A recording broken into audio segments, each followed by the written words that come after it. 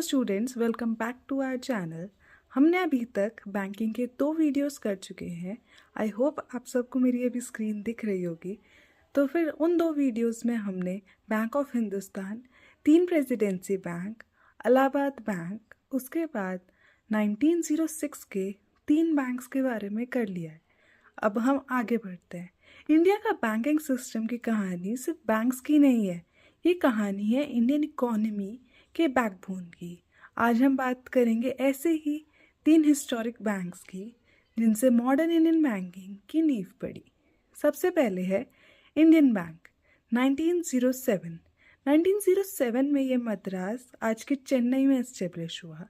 इस बैंक का main focus था साउथ इंडियन बिजनेस कम्युनिटी को फाइनेंस सपोर्ट देना। याद रखना है कि ये एग्ज़ाम के लिए बहुत इम्पोर्टेंट है।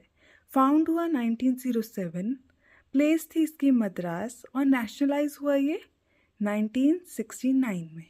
इलाहाबाद बैंक के साथ ये बाद में मर्ज हो गया 2020 में। अब नेक्स्ट, इंडियन बैंक ने ये रीजनल बैंकिंग को नेशनल लेवल तक पहुंचाया। नेक्स्ट है बैंक ऑफ बड़ौदा, 1908।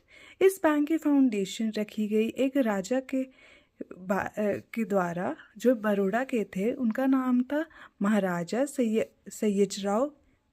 और फिर ये बैंक सिर्फ एक नेशनल इंस्टीट्यूशन नहीं था, बल्कि रॉयल विजन, मॉडर्न बैंकिंग का कॉम्बिनेशन था। इम्पॉर्टेंट पॉइंट्स याद रखने के, ये फाउंड हुआ 1908 और इसका फाउंडर थे महाराजा सयाजीराव।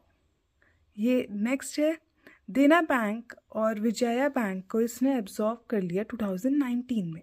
बैंक ऑफ बड़ौदा आज भी इंडिया के स्ट्रॉन्गेस्ट पब्लिक सेक्टर बैंकिंग में काउंट होता है। थर्ड है सेंट्रल बैंक ऑफ इंडिया, 1911 में बॉम्बे में इस्टेब्लिश हुआ। इसकी सबसे बड़ी अचीवमेंट, ये फर्स्ट फुली ओन्ड बैंक था। ब्रिटिश बैंक्स ने डोमिनेंस के टाइम पर ये बैंक इंडियन ओनरशिप का सिंबल बना। एग्ज़ाम के लिए फोकस रखें कि ये फाउंड हुआ 1911 में, और फाउंडर्स थे इसके सोहराबजी और फिरोज शाह मेहता, और ये पब्लिक सेक्टर बैंक हुआ। सेंट्रल बैंक ऑफ इंडिया ने स्वदेशी बैंकिंग को सपोर्ट किया। आज के लिए बस इतना ही। आगे हम मिलेंगे और वीडियोस में बैंक से रिलेटेड। Thank you.